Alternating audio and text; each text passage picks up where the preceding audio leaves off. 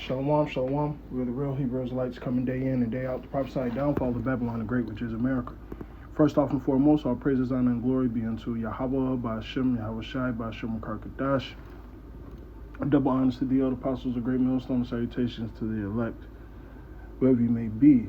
Hopping straight into this, us being prophets, all right, there's a lot that comes with that job, and we have to make sure we are fulfilling that lot to our fullest capability. Okay, so I'm going to start with this Proverbs 27 and 23. Be thou diligent to know the state of thy flocks, and look well to their herds. For riches are... So, let's get into one part, all right, of this, because if you know anything about the scriptures, things can be manifold. So this, when you get into it, it goes into how to maintain money, maintain your household, things of that nature. Finances, basically.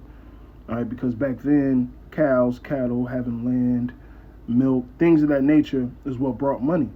All right, which we're going to come back into those times anyway. Actual resources. Okay.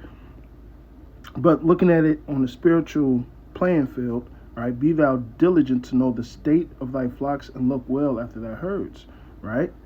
So the Lord likens his prophets to shepherds, all right? Now we're sheep and shepherds, all right? It's all one and the same as far as, somebody taught us and we teach others, right? But you still need men guiding other men, all right? Same thing Yahweh Shai did for the 12. All right, so on and so forth. The same thing the apostles did for the men under them. All right, so on and so forth. Okay, so when it says take heed to know take diligence to know the state of thy flocks, you got to have check-ins. There needs to be checks and balances. All right, just like with any business. All right, and I'm not. First of all, I'm not calling this thing of ours a business, but then again, it is a business spiritually because this is our Father's business. But I say that to say this: when you actually run an actual business that's dealing with finances, and I had to say that because there's GMS stealing money, shit like that. Clear that up, all right? If you know anything about businesses and dealing with finances, all right, you need checks and balances.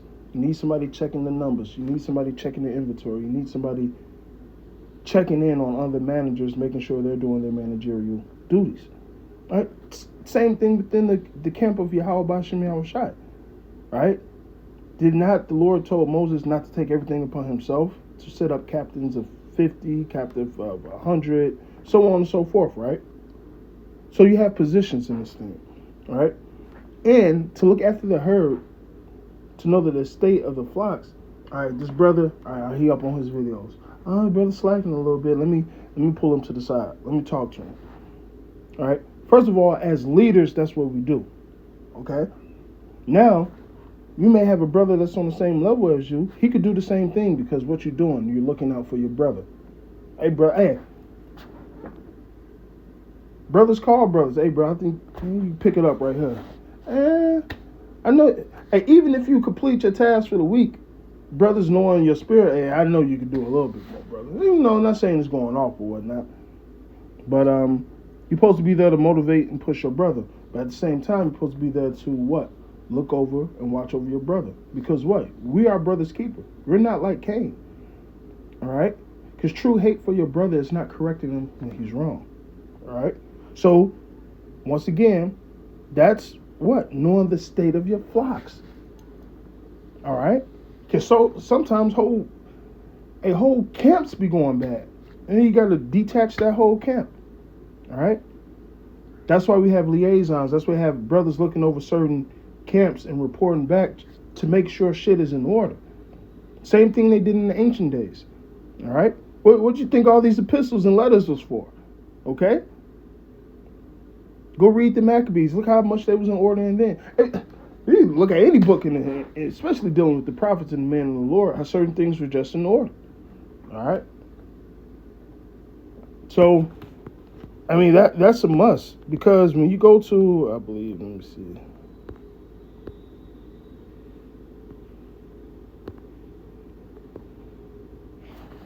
Here we go. 1 Timothy 3:1. This is a true saying. If a man desire the office of a bishop, he desireth a good work. A bishop then must be blameless. Here's the qualities. Here's the qualifications you need. All right. Husband of one wife. Now, that's not saying you can just deal with one wife. What it's going into is when you deal with a lot of women, there's distractions. All right. Like Paul said, I would you was like me. But if you is, all right, if you ain't, hey, it's cool to marry. But if you want to do the work of the Lord, it'll be more suffice for you to just have one wife, and that's it. Therefore, you ain't bouncing, running around, things of that nature. But it's not going off.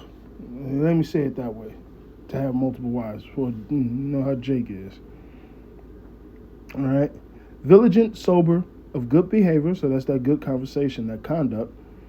Given to hospitality, apt to teach. All right, apt to teach, given to hospitality.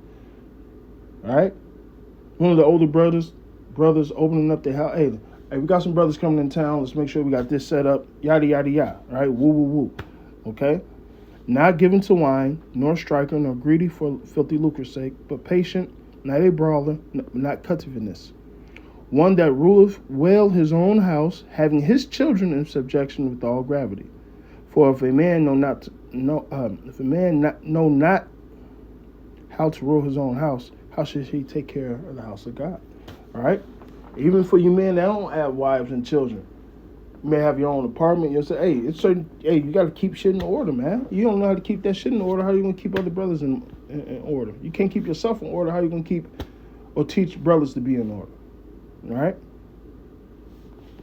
So it's the same thing. Paul went into it talking about how he endured all. Let me get it.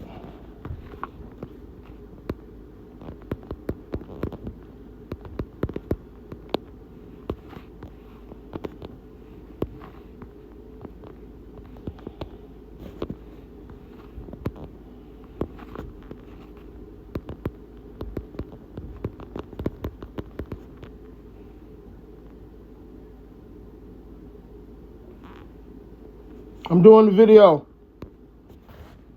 2 Timothy 2:10. Therefore I endure all things for the elect's sake, that they may also obtain the salvation which in Mashiach Yahushua with eternal glory. All right, that's his whole job, man. He went through all the shit he went through for the elect's sake, to be an example, to teach.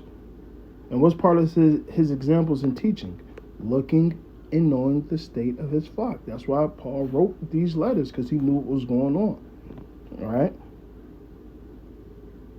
That's why that line of communication is there. All right? That's why you have orders.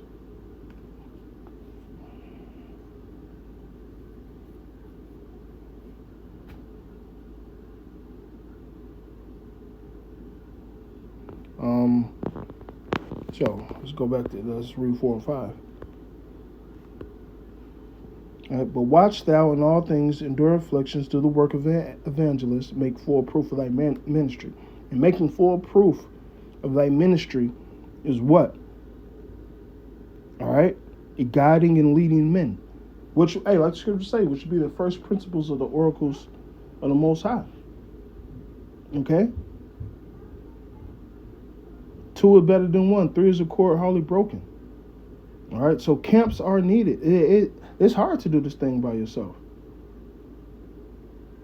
All right, or with few men. But even if you are doing it with few men, you have the videos, you have the examples of men guiding you on how to guide those men. Okay, especially brothers that's been in it for a while. Like the scripture say, you have no need for me to teach you about brotherly love.